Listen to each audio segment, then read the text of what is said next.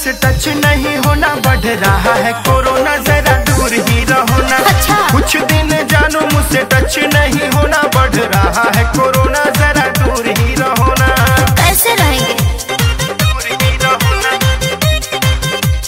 दूर ही रहो ना।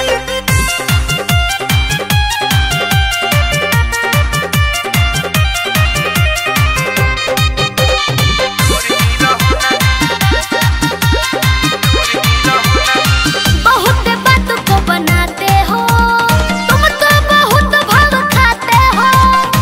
बहुत बात को बनाते हो तुम, तो बहुत भाव खाते हो। भाव की कोई बात नहीं है, वायरस से हमें लड़ना है। अच्छा। 2 गज की दूरी रख के मुंह पे मास्क पहनना है। मेरे जानू मुझे आ रहा है रोना। और कुछ दिन जानू मुझसे टच नहीं होना, बढ़ रहा है कोरोना, जरा दूर ही रहो ना। कुछ दिन जानू मुझसे टच नहीं होना, बढ़ रहा है कोरोना, जरा दूर ही रहो ना। कैसे कैसे बोलते हो?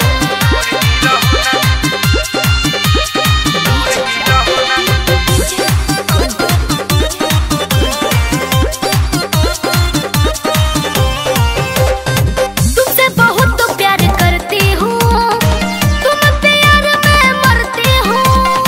तुमसे बहुत तो प्यार करती हूँ, तुम प्यार में मरती हूँ।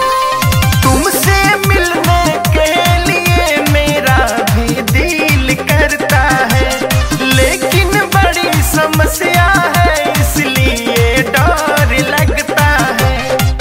मेरे बाबू अब जिद तुम करो ना, अरे मान जाओ ना। कुछ दिन जानू मुझसे टच नहीं होना, बढ़ रहा है कोरोना, जरा दूर ही रहो ना। कुछ दिन जानू मुझसे टच नहीं होना, बढ़ रहा है कोरोना, जरा दूर ही रहो ना। बाबू मुझसे दूर क्यों रहते हो, प्यार मुझे क्यों नहीं करते हो? क्या बात है बोलो मेरे सोना, लगे आओ ना हो। कुछ दिन जानू मुझसे टच नहीं होना, बढ़ रहा है कोरोना, जरा दूर ही रहो ना। अच्छा। कुछ दिन जानू मुझसे टच नहीं होना, बढ़ रहा है कोरोना।